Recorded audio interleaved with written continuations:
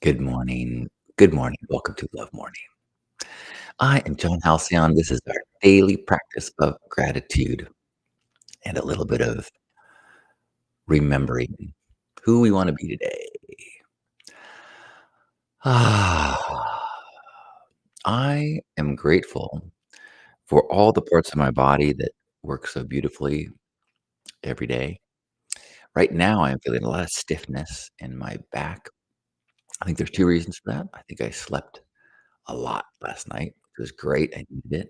Slept a good 9 hours. And I also had a massage yesterday, so I'm grateful for a massage yesterday. Grateful for it's been a while, but I think there's some of the after effects of moving things around. It's a little but this makes me grateful for how often I am not aware of all these little muscles. So, super grateful for that. What are you grateful for today? Good morning, Grawat. Good to see you. I am grateful for some wonderful connection time with my beloved. Grateful for a whole bunch of fun dreams last night.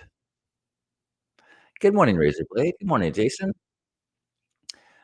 I had this dream that I was gonna be doing the voice of a comic book that they were filming, and I was there with the whole crew of people that were doing this, like, filming this thing,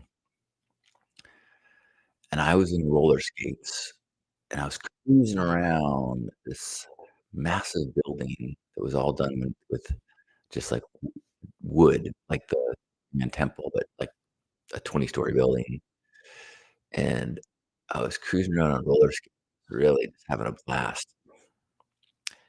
but then I realized that my outfit wasn't as cool as I thought it was, and so I was trying to get help with the outfit,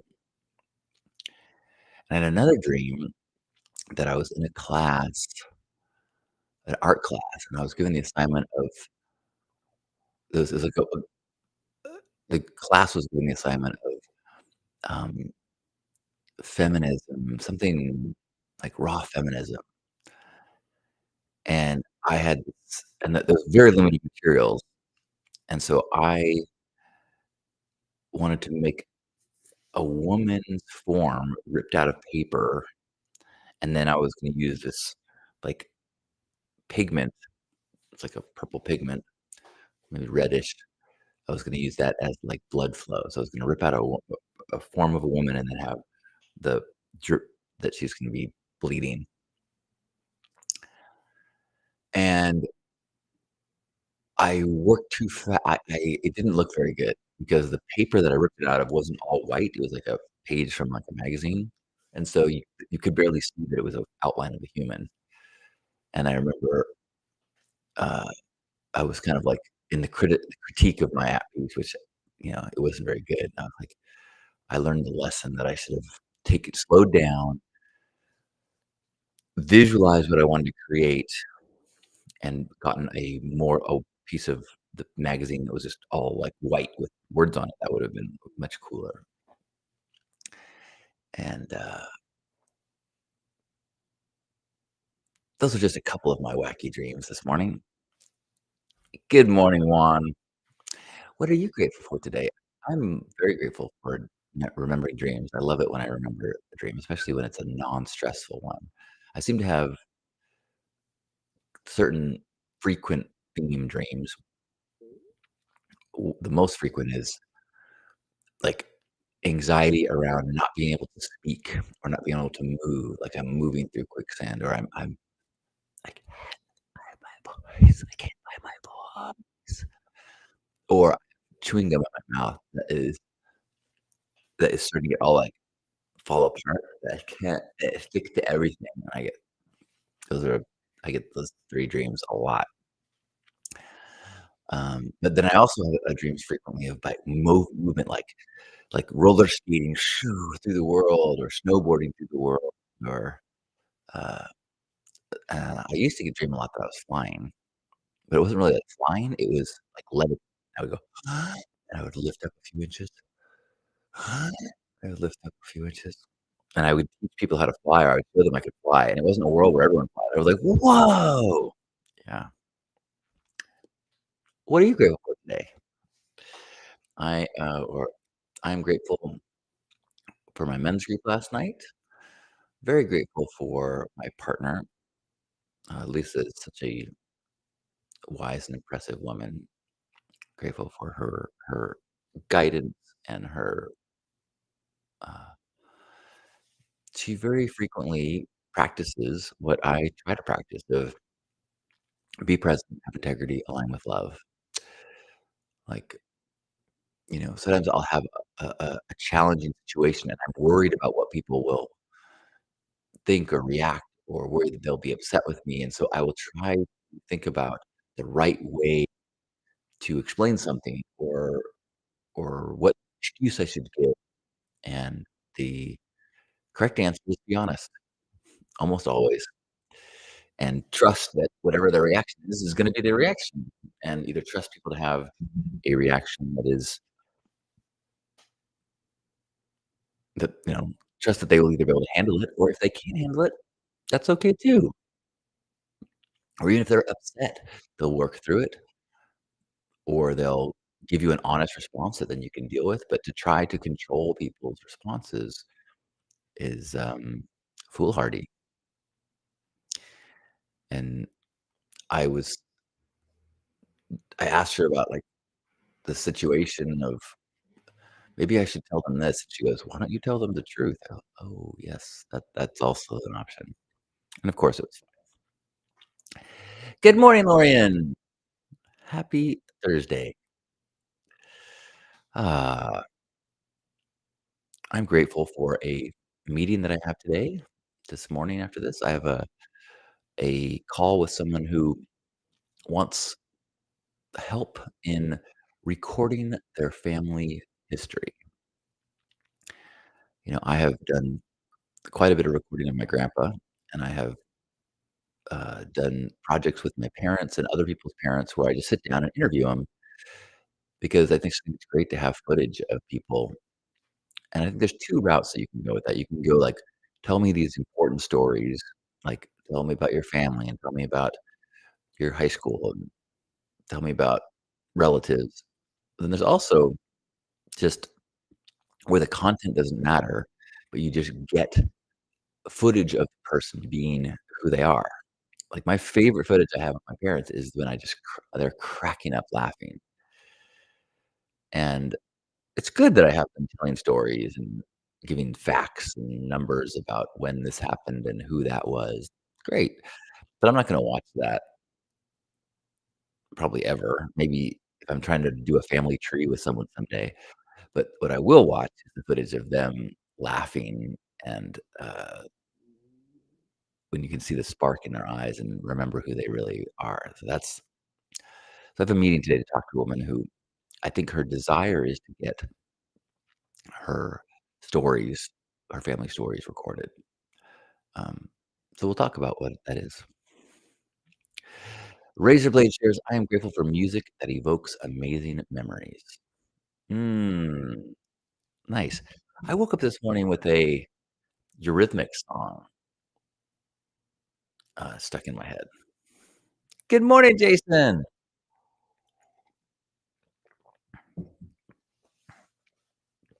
I'm grateful, grateful. I'm great friend, grateful for your friendship, Jason. I'm grateful I got to see you this week, and good to see you this morning. I'm a little sleepy this morning. I'm kind of drinking this coffee a little fast. I, I've been my birthday. I charged pretty hard, so the next 2 days I've been pretty low, sleepy. So I woke up just a little before 9 today. Took a quick shower, but I'm usually not running on full uh, pistons or whatever the engine metaphor is. as quickly as this. Ah, good morning, Dawn. Juan says, I am grateful for vacation time, road trip, and family time. Good stuff. Thanks, Juan. Dawn is sending us hugs from sunny Utah. I am in overcast San Diego. I love it when it's overcast. I know San Diegans are like, oh man, when is the May grape and when is the June bloom? I'm like, yeah, great. Give it to me, give it to me, give it to me. Running on all cylinders. What did I say? Pistons? Yeah, that's close. I'm glad I brought in a car expert. Thank you, Jason. So, Gerbot says, I agree with the infinite jukebox that we now have at our fingertips. Isn't that a trip? Like, I am grateful, and yet I am not, because I have not adjusted my listening habits to fully take advantage of the state of music. Like, if I listen to music now, I'm almost always listening to Pandora, and I pick a station, like but I don't have playlists anymore. I know people make that with Spotify. I never I rarely use Spotify.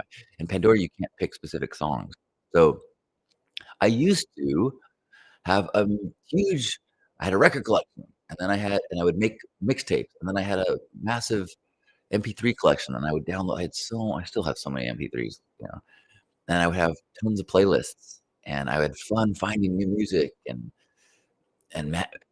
listen to them over and over, and there were songs that I would know, and I have really lost sense of finding new music and listening by choice. I listen to, most often I listen to, like, the Zero 07 or, uh, Bonobo Pandora station, which is just, like, chill music that I just play as, like, a soundtrack. But, yeah, I there's so much every once in a while, I'll, like, think of I'm like I'll listen to some podcast, they're talking about, like, the police and the cars. Yeah, I should, like, intentionally listen to music more. But that being said, I am the infinite jukebox. I just am nudging myself to take advantage of it more. Thanks, Gearbot. Michelle is grateful for our friendship. Mhm. Grateful for all the amazing friends I've cultivated through Pink Heart. These relationships have changed my life. Mhm. That's beautiful. Thank you, Michelle. I'm only happy when it rains. Is that garbage? Is that Gearbot? I mean, is the band garbage? It's a quality comment. Thank you, Gerbo.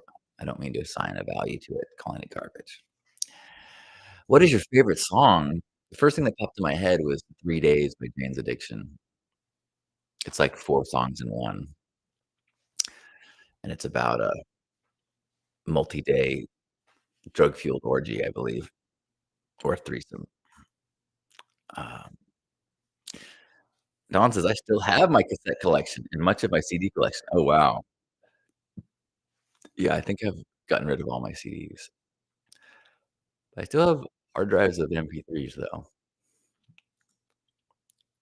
Gearbot says, "Do you remember CDs in the mail?" Yeah, Columbia House and BMG, right, you'd get 11 for the price of a penny, and then you agree to be their slave, and you live as a indentured servant for the rest of your life. No, you get 11 for free, and then you get 1 a month, and if you so you had to pick 1 a month, but if you didn't pick it, they send you whatever the 1 of the month was. So if you forgot, you would get, like, garbage, even if you didn't want it. And when you bought them, I think they were like 18 bucks or 20 bucks, something like that, which was more than it would cost at the store, but I think I definitely did that because everybody had Bob Marley Legend, because that was one of the ones that you could get and the free ones. There were certain albums that, like, were so popular, partially because of the Columbia House, the BMG, those are those CD givers. Remember that? There was certain records that everybody had, and I think that's why. Good morning, Kimmy. Kimmy says, "I'm feeling you on the music. I think it's because we spent so much time building a record collection and then cassette collection and CD collection. It felt like such an overtaking to do it all over again in MP3 form." Yeah, yeah, and it's like, especially, like, I don't wanna buy a CD or I mean, buy, like, a collection of MP3s that I've already purchased, but there's no way I'm gonna go burn all my old CDs. I mean, I don't even own them anymore. It's weird, and then because there was a chapter when you could just download them, you would just go on, you know, Napster or LimeWire and get whatever you wanted. It's hard. I occasionally buy music now. Usually, it's somebody I know, and I say, "Oh, sure, I'll buy your record," or I'll buy something that I wanna use, like, on a recording. But even, like, if I want a specific song right now, I usually do it on YouTube. That's like, if I know, "Oh, what's that great old track by The Police?" Like, right now, if I wanted to play, um, uh, Man in the Mirror. Is that what it's called? Oh, no, no, Man in a Suitcase. Man in the Mirror is, Michael Jackson. That would be a good remix, though. A little mashup.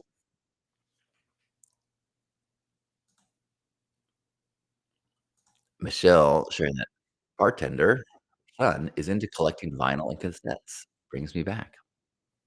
That's cool.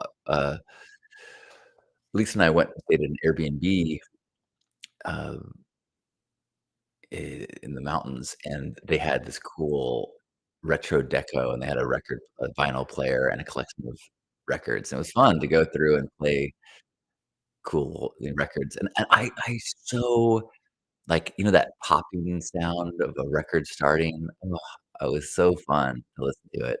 We actually went into town. There was a vinyl store, and we bought a few records to leave there.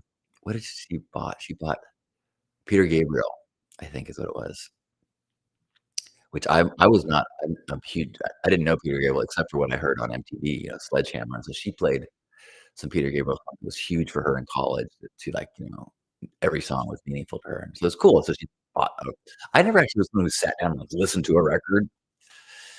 Um, and in fact, here's so when I used to buy records, I would go and, like, find the most energetic songs that were on them, you know? I whether it was that era, I was usually listening to heavy metal or, like, industrial, and so I would go through and find the songs that had, like, the most energy, like mellow songs or ballads, and I would just be like, "Ah, ah, ah." Okay, there's the sometimes I would make cassette mixes of the heaviest, you know, songs. Especially I did that definitely did that for a long time with, like, dance music and when techno started to become and rap music. We called it everything was rap music, and then it was hip hop. Oops, Kimmy says, "I just find myself listening to the same music over and over again that I tell Alexa to play." Oh, that's interesting. Yeah, that makes sense. I don't have I don't have Alexa set up. Every once in a while, Siri asks me what I meant by something, but I never intentionally ask Siri anything. Chris says, "I'm grateful that all my LPs survived my house fire in 2017. The 12-inch format was great for album art that inspired me to be an illustrator." Rad! Um, yeah,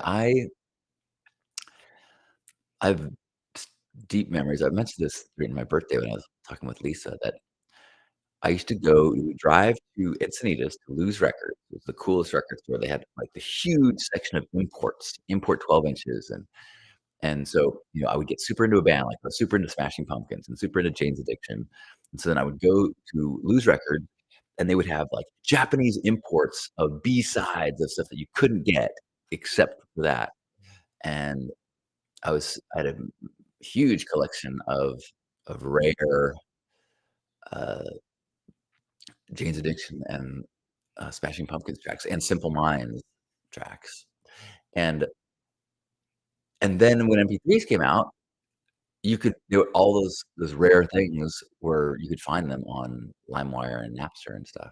So, I was like, "Eh, well, there goes," 'cause there goes my ticket to cool. 'Cause I I I had this strong, like, desire to have music that no one else had, to yeah, I don't know if anyone else was in that category. Like, I used to listen to there was a show that was on Sunday night from, like, 10 PM to midnight called Listen to This. No, no, no. Is that right? Yeah, I think it was Listen to This. It was a 91X local radio station, yeah, and it was all rare import stuff, brand new stuff, and I'd say about 80% of the music they played I did not like, 20% I was awesome. So I had school next to it, so I would go to bed at 10 o'clock with a 90-minute tape. I would hit record, and set an alarm for 45 minutes. 45 minutes later, I would wake up, flip the tape, record it again, and tape 90 minutes of the listen to this show, and then I would go through the tape with tape to tape and make a mixtape of the best songs of Listen to This, and then I could go into school and say, "Oh, yeah, have you heard the new Nitzer Ebb song? Oh, yeah, I got a great new track from Skinny Puppy. Yeah, uh-huh. Oh, you don't know that song? Oh, yeah, it's really good. It's really good. Here, I'll play it for you."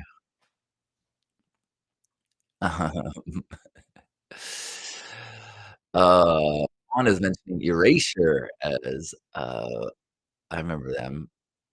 I was that was see, I was Erasure was, like, in that section of where music started to get a little electronic-y,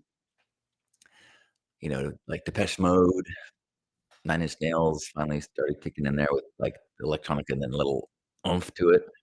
To me, all of that music was leading me into electric, dance music, what was first just called techno, and then it became what do they call it?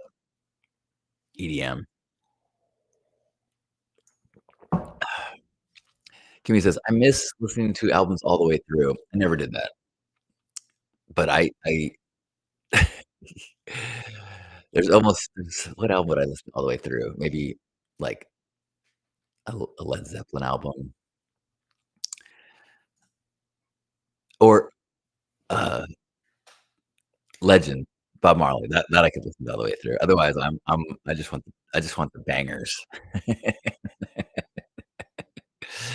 Yay, Jason remembers Lose Records. Lose Records is where I would I remember being there as a junior sophomore, junior in high school. We would get a ride there from our parents, and I would be looking for the cool music, and I would see the people there, like the alternative kids. So this is like '87, and so I'd see like punkers and goth kids dressed like colored hair and makeup and funky clothes, and I just remember thinking, I'm like, "I someday" like, I know it'll never happen, but man, I would love to be as cool as them. They're so brave. They're so fucking cool. And look, 40 years later, I'm a cool as an insecure teenager in Lose Records that I thought was an evolved, self-confident person when I was 14.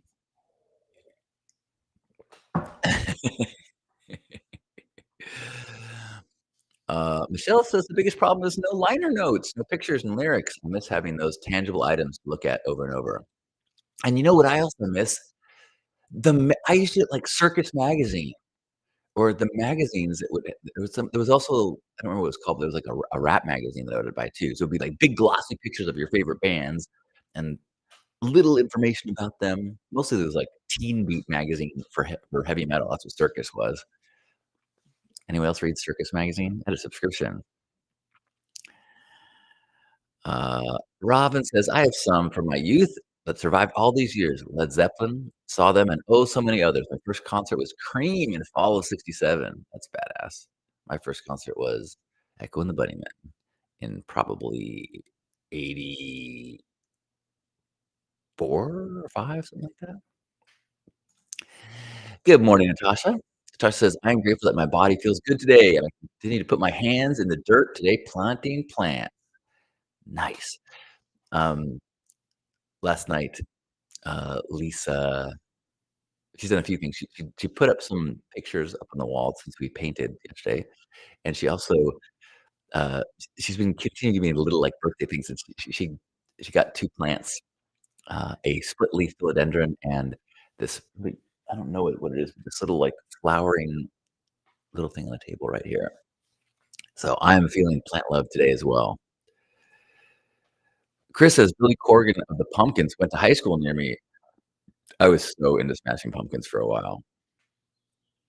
It like, yeah, there the Billy Corgan captured an angst and a fury that, I felt like he understood what I was going through.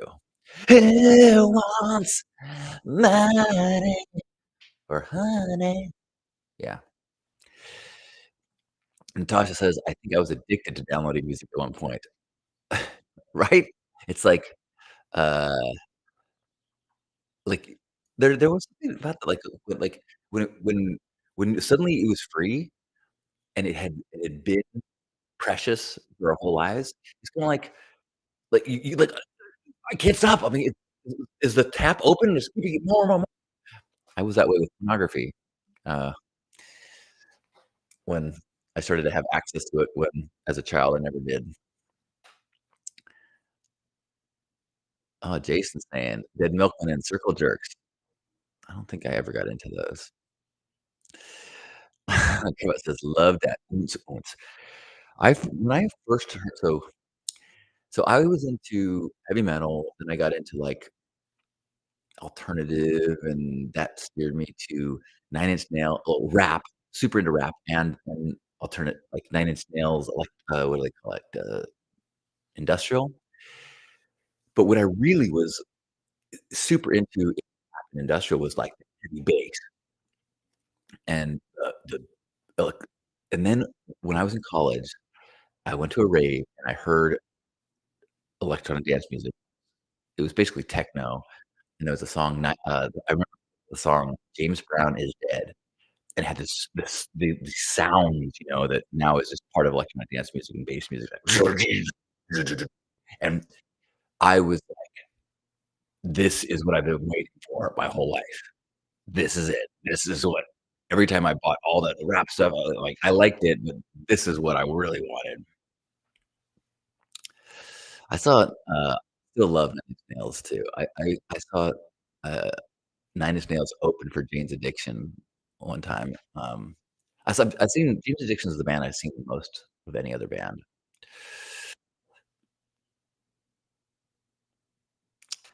Cassette singles were created for people like you. Yeah. Although I never I struggled to buy cassettes. Like, I would rather buy an album and then make a tape of it. Then I felt like I had double my money. Girl says, "You did." I think you're talking about the yeah, I became the wacky, weird-looking kids in Loose Records, my dreams. Seriously, I mean, there's I'm joking, but it's also I had this moment, it was a while ago because 'cause I've been wacky for a long time, but I had this moment when I was a grown-up and I, like, caught my reflection, I'm like, "Oh my god, I did it." Like, yeah, I became the the person I as a kid, I wanted to be like. I guess some people wanna be astronauts or professional sports guy. I wanted to be a homeless, funny-haired, you know, punker.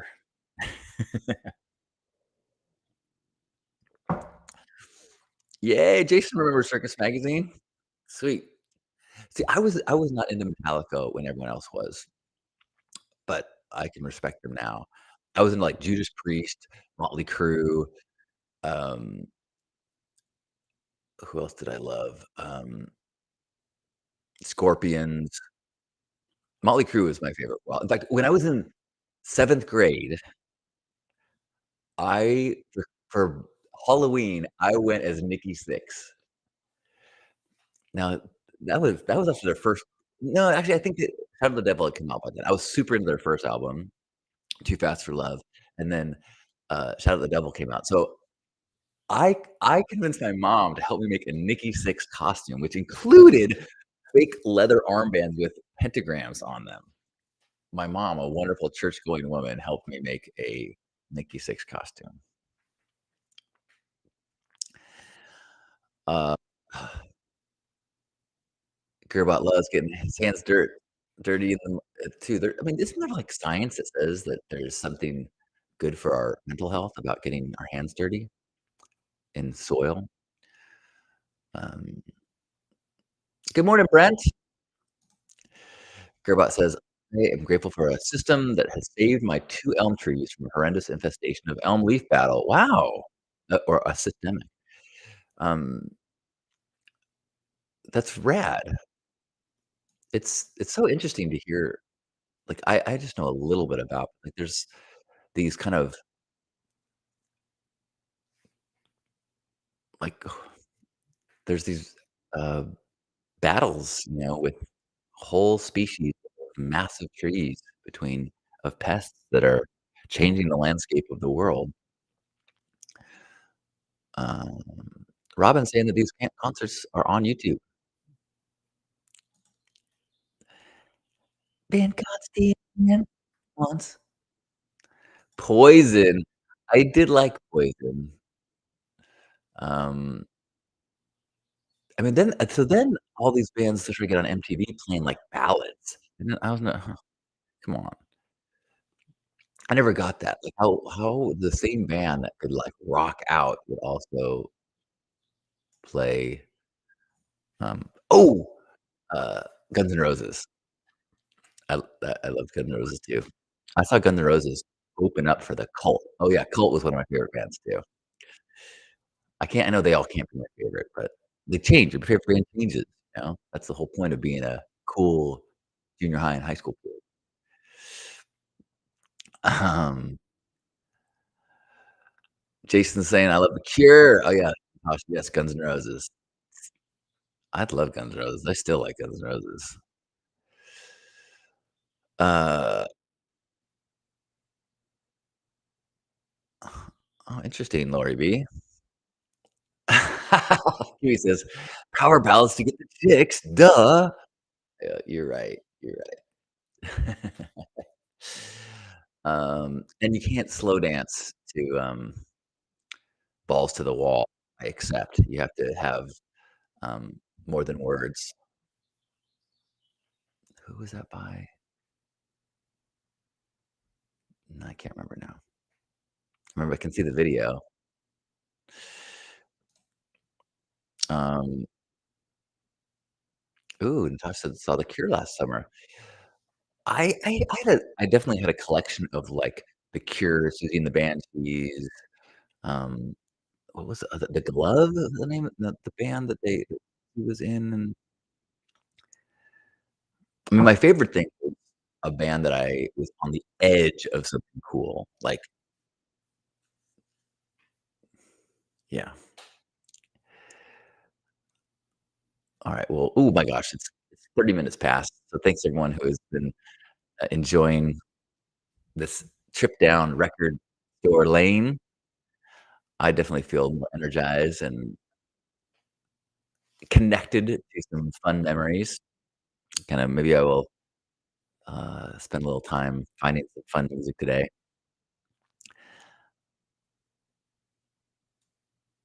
Interesting, Lori. Robin went to go see Guns N' Roses with the kids, nice. Kimmy saw Guns N' Roses in '91 and then again last year. Ah, we'll have to do a whole, like, what's your first concert another day.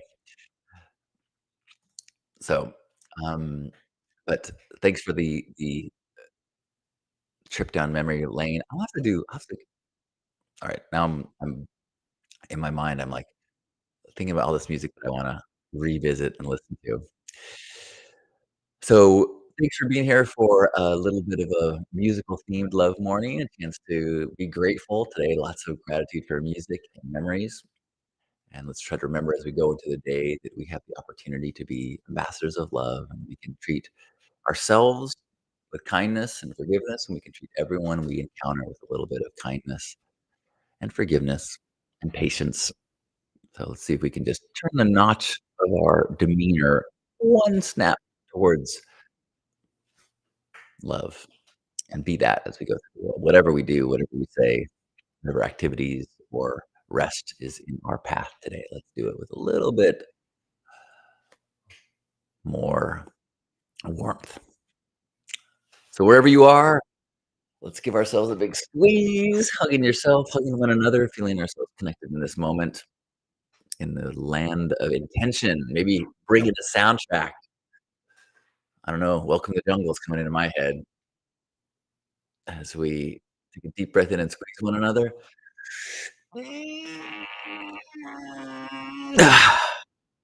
On behalf of Grandpa Caleb and all of you, thanks for being here today for this Hug Nation Love Morning. Have a beautiful day. Enjoy. Love you too, Kimmy. Thanks, everybody. Welcome to the jungle.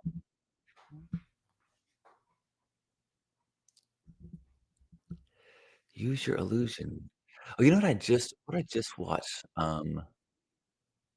Some show and they were using an old Kiss song, and I'm like, "Man, Kiss has got some good tracks too." I love that when, like, a modern show plays some song that I'm pretty sure, like, kids today have no idea of it. I'm just like, "I love this song. Oh my god." Lick it up, I know you right now. Happy Thursday. Right, Thursday? Yeah, happy Thursday.